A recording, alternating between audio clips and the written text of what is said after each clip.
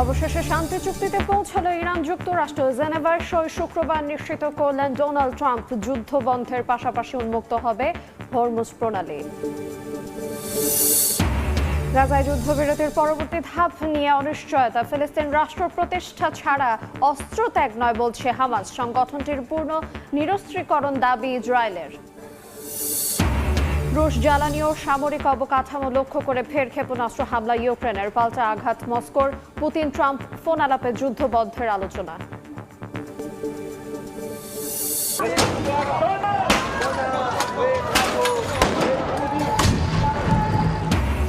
G7 শীর্ষ সম্মেলনের বিরোধিতায় রণক্ষেত্র সুইজারল্যান্ডের জেনেভা। পুলিশের সঙ্গে বিক্ষোভকারীদের দফায় দফায় সংঘর্ষ। জাতিসংঘের টেলিযোগাযোগ ভবনে হামলা। শান্তি চুক্তিতে পৌঁছেছে ইরান ও যুক্তরাষ্ট্র। শুক্রবার জেনেভায় সই হবে এই চুক্তি। দুই দেশের চুক্তিতে পৌঁছানোর ঘোষণা দিয়েছেন মধ্যস্থতাকারী দেশ পাকিস্তানের প্রধানমন্ত্রী শাহবাজ শরীফ। পরে নিজের সামাজিক মাধ্যমে বিষয়টি নিশ্চিত করেন মার্কিন প্রেসিডেন্ট ডোনাল্ড ট্রাম্প। চুক্তির অংশ হিসেবে সামরিক অভিযান বন্ধ, হরমুজ প্রণালী উন্মুক্ত করা এবং নৌ অবরোধ প্রত্যাহারের কথাও জানিয়েছেন ট্রাম্প। চুক্তি বাস্তবায়িত হলে মধ্যপ্রাচ্যের চলমান উত্তেজনা কমার পাশাপাশি বৈশ্বিক জ্বালানি বাজারও স্বাভাবিক হতে পারে। দীর্ঘ আলোচনার পর অবশেষে শান্তি চুক্তিতে পৌঁছেছে যুক্তরাষ্ট্র ও ইরান। সামাজিক যোগাযোগ মাধ্যমে দেয়া এক বিবৃতিতে পাকিস্তানের প্রধানমন্ত্রী শাহবাজ শরীফ এমনটা জানিয়েছেন। বিবৃতিতে বলা হয়, উভয় পক্ষ সামরিক অভিযান অবিলম্বে ও স্থায়ীভাবে বন্ধ করতে সম্মত হয়েছে। চুক্তির আওতায় লেবাননকে অন্তর্ভুক্ত করা হয়েছে বলেও দাবি করেন তিনি। জানান, চুক্তি স্বাক্ষরের আনুষ্ঠানিকতা 19 জুন সুইজারল্যান্ডে অনুষ্ঠিত হবে। শাহবাজ শরীফ তার বিবৃতিতে কাতার, সৌদি আরব এবং তুরস্কের ভূমিকাকেও বিশেষভাবে উল্লেখ করেন। তিনি বলেন, এই দেশগুলোর সহায়তা ও কূটনৈতিক প্রচেষ্টা সমঝোতা অর্জনে গুরুত্বপূর্ণ অবদান রেখেছে। এর কিছুক্ষণ পরই মার্কিন প্রেসিডেন্ট ডোনাল্ড ট্রাম্প ট্রুথ সোশ্যালে এক বার্তায় চুক্তির বিষয়টি নিশ্চিত করেন। একই সঙ্গে হরমুজ প্রণালী টোলমুক্তভাবে উন্মুক্ত করার অনুমোদন এবং যুক্তরাষ্ট্রের নৌ অবরোধ অবিলম্বে প্রত্যাহারের ঘোষণা দেন তিনি। এদিকে ইরানের উপপররাষ্ট্রমন্ত্রী জানিয়েছেন, রাত থেকেই লেবানন সহ সব ফ্রন্টে যুদ্ধ ও সামরিক অভিযান তাৎক্ষণিক ও স্থায়ীভাবে বন্ধ হবে। একই সঙ্গে তিনি জানান, চূড়ান্ত চুক্তি নিয়ে আগামী 60 দিন পর্যন্ত আলোচনা চলবে, যেখানে উভয় পক্ষ বাস্তবায়ন কাঠামো চূড়ান্ত করবে। তবে কোনো শর্ত ভঙ্গ করলে তারা নিজস্ব প্রতিরোধমূলক ব্যবস্থা নেবে বলেও সতর্ক করেছে তেহরান। যুক্তরাষ্ট্র ইরান শান্তি চুক্তি ঘিরে ইতিবাচক প্রতিক্রিয়া দেখা গেছে বিশ্বজুড়ে। মার্কিন পররাষ্ট্রমন্ত্রী মার্কো রুবিও প্রেসিডেন্ট ডোনাল্ড ট্রাম্পকে চুক্তির জন্য অভিনন্দন জানিয়েছেন। মার্কিন ভাইস প্রেসিডেন্ট একে মধ্যপ্রাচ্যের জন্য সম্ভাব্য নতুন যুগের সূচনা বলে আখ্যা দিয়েছেন। একইভাবে তুরস্কে অবস্থিত ইরানের দূতাবাস, কাতার এবং যুক্তরাজ্যও এই সমঝোতাকে স্বাগত জানিয়েছে। এদিকে শান্তি চুক্তিতে পৌঁছানোর আগ মুহূর্তেও লেবাননের দক্ষিণাঞ্চলে হামলা চালায় ইসরায়েলি বাহিনী। স্থানীয় সময় রোববার রাজধানী বৈরুতের দক্ষিণ উপশহর দাহিয়াহ এলাকায় আক্রমণ করে দখলদাররা। এতে বেশ কয়েকজন হতাহত হন। হামলার আগে দক্ষিণ লেবাননের 29টি এলাকায় নতুন করে জনসাধারণকে সরিয়ে নেয়ার নির্দেশ দেয় নেতানিয়াহু বাহিনী। গাজায় ইসরায়েলি হামলায় অন্তত 6 ফিলিস্তিনি নিহত হয়েছেন। স্থানীয় স্বাস্থ্য কর্তৃপক্ষ জানায়, উপত্যকার উত্তরাঞ্চলের জাবালিয়া শরণার্থী শিবিরে বিমান হামলা চালায় দখলদাররা। অন্যদিকে হামাসের নিরস্ত্রীকরণ নিয়ে অচল অবস্থায় আটকে আছে যুদ্ধবিরতির পরবর্তী ধাপ। হামাসকে পূর্ণ নিরস্ত্রীকরণের দাবি ইসরায়েলের। তবে স্বাধীন ফিলিস্তিন রাষ্ট্র প্রতিষ্ঠায় রাজনৈতিক প্রক্রিয়া শুরু না হলে অস্ত্র ত্যাগ করবে না বলে জানিয়েছে হামাস।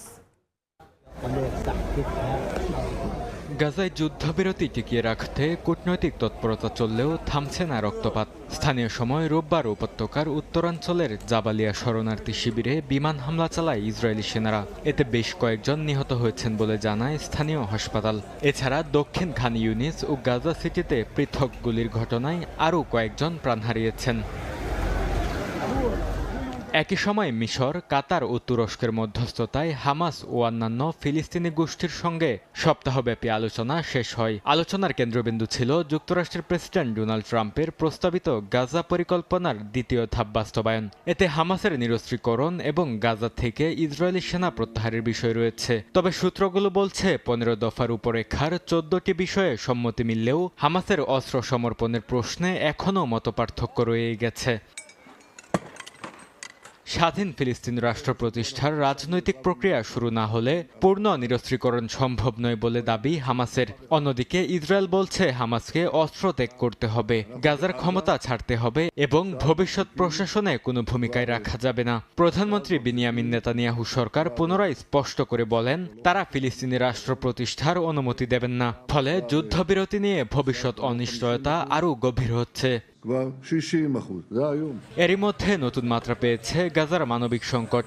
স্বাস্থ্য মন্ত্রণালয়ের তথ্য অনুযায়ী যুদ্ধ শুরুর পর থেকে নিহতের সংখ্যা ৭৩,০০০ ছাড়িয়েছে এবং আহত হয়েছেন ১,৭৩,০০০-এর বেশি মানুষ। ব্রিটিশ সংবাদপত্র দ্য গার্ডিয়ানকে দেয়া আন্তর্জাতিক রেড ক্রস জানিয়েছে ধ্বংসস্তূপের নিচে চাপা পড়ে থাকা হাজারো মরদেহ এখনও শনাক্তের বাইরে। রাশিয়ার জ্বালানি ও সামরিক শিল্প অবকাঠামো লক্ষ্য করে আবারও দূরপাল্লার ক্ষেপণাস্ত্র হামলার দাবি করেছে ইউক্রেন। ইয়ারোস্লাভ অঞ্চলের একটি তেল স্থাপনা ও তুলার রাসায়নিক কারখানায় আঘাত হানার কথা জানিয়েছেন প্রেসিডেন্ট ভলোদিমির জেলেনস্কি। ইউক্রেনের ড্রোন হামলায় কয়েকটি শিল্প স্থাপনা ক্ষতিগ্রস্ত হওয়ার কথা স্বীকার করেছে রাশিয়া। এদিকে ইউক্রেন যুদ্ধ বন্ধে রুশ প্রেসিডেন্টকে আবারও চাপ দিলেন মার্কিন প্রেসিডেন্ট ডোনাল্ড ট্রাম্প। স্থানীয় সময় রোববার রাশিয়ার ইয়ারোস্লাভ অঞ্চলের একটি গুরুত্বপূর্ণ জ্বালানি তেলের স্থাপনায় হামলা চালায় ইউক্রেনীয় বাহিনী। স্থাপনাটি মস্কোর জ্বালানি মজুত ব্যবস্থার জন্য অত্যন্ত গুরুত্বপূর্ণ বলে এক বিবৃতিতে জানিয়েছেন ইউক্রেনের প্রেসিডেন্ট ভলোদিমির জেলেনস্কি। একই সঙ্গে তুলা অঞ্চলের আজাদ রাসায়নিক কারখানাতেও আঘাত হানার দাবি করেন তিনি, যা রাশিয়ার বিস্ফোরক উৎপাদন সক্ষমতার গুরুত্বপূর্ণ অংশ বলে উল্লেখ করা হয়। এছাড়া রাশিয়ার দখল করা ইউক্রেন ভূখণ্ডে সামরিক সরবরাহ ও লজিস্টিক্স কেন্দ্রগুলোতেও হামলা চালানো হয়েছে বলে দাবি কিয়েভের। হামলার বিষয়টি আংশিক স্বীকার করেছে রাশিয়া। ইয়ারোস্লাভ অঞ্চলের গভর্নর জানান ইউক্রেনের ব্যাপক ড্রোন হামলায় শিল্প খাতের জ্বালানি সংরক্ষণ স্থাপনা ক্ষতিগ্রস্ত হয়েছে। সাময়িকভাবে বন্ধ রাখা হয়েছে মস্কোগামী সড়ক যোগাযোগ। তুলা অঞ্চলের গভর্নর জানান ভূপাতিত ড্রোনের ধ্বংসাবশেষ নোভোমস্কভস্ক শহরের একটি শিল্প প্রতিষ্ঠানের ভেতরে পড়েছে। এদিকে ইউক্রেন যুদ্ধ বন্ধে রুশ প্রেসিডেন্ট ভ্লাদিমির পুতিনকে আবারও চাপ দিলেন মার্কিন প্রেসিডেন্ট ডোনাল্ড ট্রাম্প। ক্রেমলিনের দাবি ফোনালাপে ট্রাম্প যুদ্ধের অবসানকে জরুরি বলে উল্লেখ করেন। এ ব্যাপারে সহায়তার আগ্রহ প্রকাশ করেন মার্কিন প্রেসিডেন্ট। একই সঙ্গে ইরান ইস্যুতেও সম্ভাব্য সমঝোতা নিয়ে আলোচনা হয়েছে বলে জানিয়েছে মস্কো। ইউক্রেনের প্রেসিডেন্ট ভলোদিমির জেলেনস্কি জানান মার্কিন প্রেসিডেন্ট ডোনাল্ড ট্রাম্পের সঙ্গে টেলিফোনে কথা বলেছেন তিনি। যুদ্ধ বন্ধের প্রচেষ্টা এবং আন্তর্জাতিক অংশীদারদের অবস্থান নিয়ে আলোচনা হয়েছে বলে উল্লেখ করা হয়।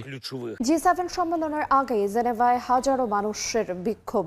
বিশ্বের ধনী দেশগুলোর জোটকে অগণতান্ত্রিক আখ্যা দিয়ে রাস্তায় নামেন পরিবেশবাদী, নারীবাদী ও ফিলিস্তিনপন্থী কর্মীরা। ট্রাম্পের নীতি যুদ্ধ, জলবায়ু সংকট এবং বৈশ্বিক বৈষম্যের বিরুদ্ধে ক্ষোভে উত্তাল হয়ে ওঠে সুইজারল্যান্ডের জেনেভা। এ সময় পুরুষের সঙ্গে সংঘর্ষে জড়ান বিক্ষোভকারীরা।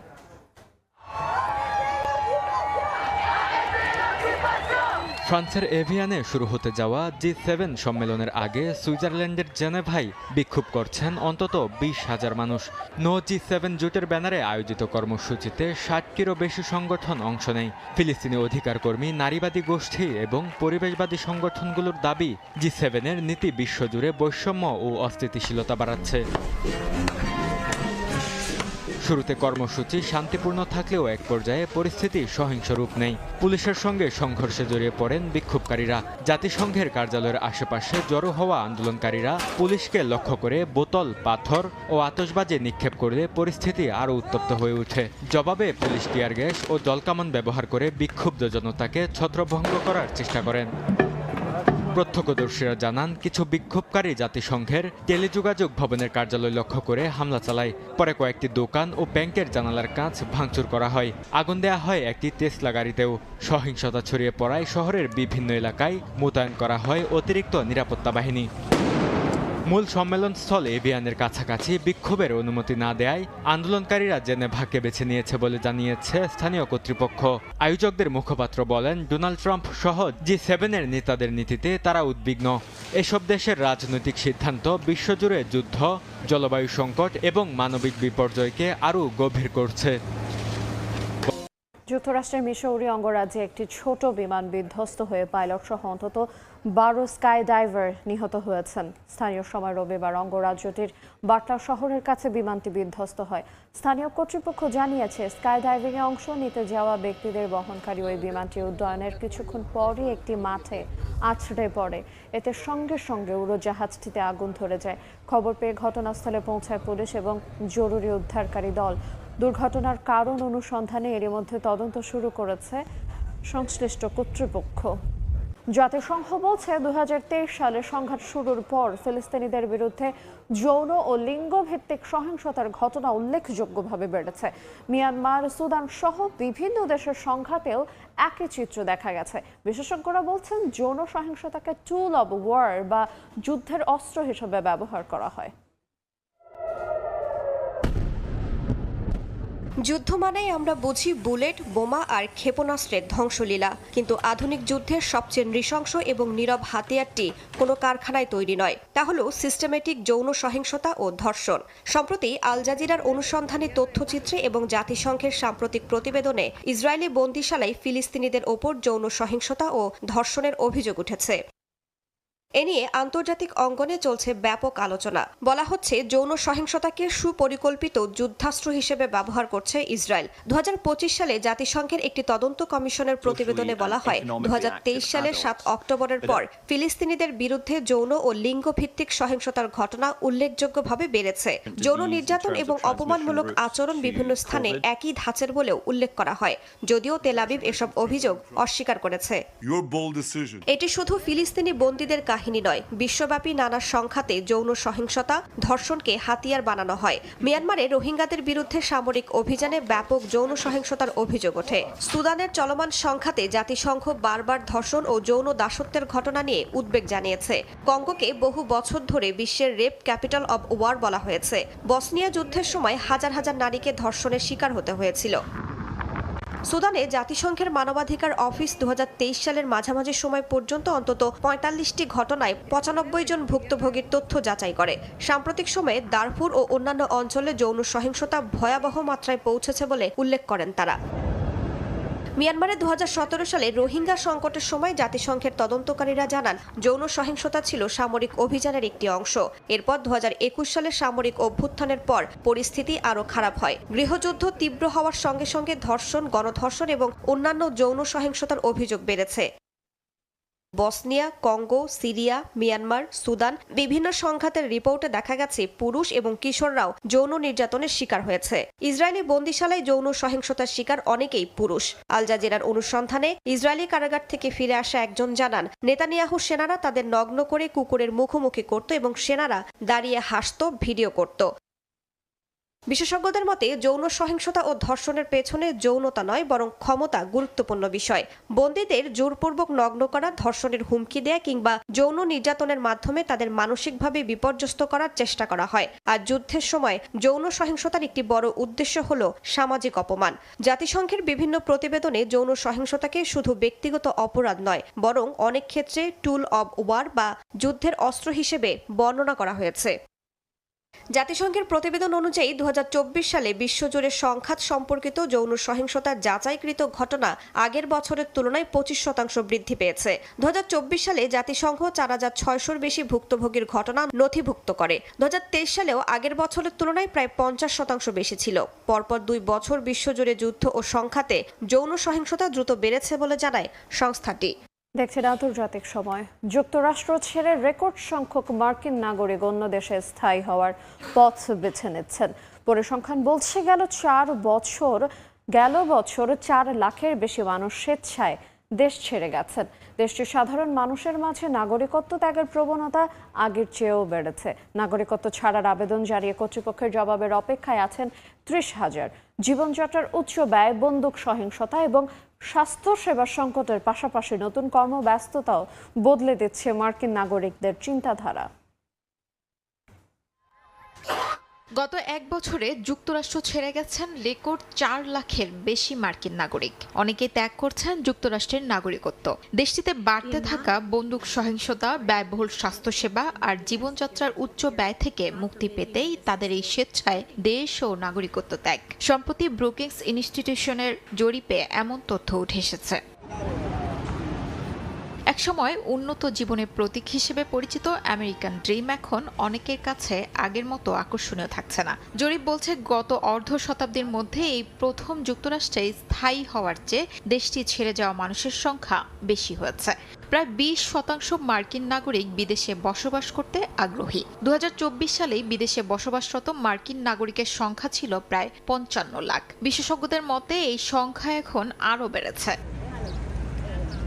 বিদেশে পাড়ি জমানো মার্কিন নাগরিকদের সবচেয়ে পছন্দের গন্তব্য মেক্সিকো ও কানাডা। পাশাপাশি উরুগুয়ে, কোস্টারিকা, পানামা, জার্মানি ও পর্তুগালেও আগ্রহ বাড়ছে তাদের। দূরবর্তী কর্মব্যবস্থা বা রিমোট ওয়ার্কের বিস্তার বিদেশে বসবাসকে আরও সহজ করে তুলেছে। প্রযুক্তির কারণে এখন অনেকেই অন্য দেশে বসে মার্কিন প্রতিষ্ঠানে কাজ করতে পারছেন। তবে ভাষাগত বাধা, সাংস্কৃতিক পার্থক্য, অভিবাসন সংক্রান্ত প্রশাসনিক জটিলতা এখনও বড় চ্যালেঞ্জ।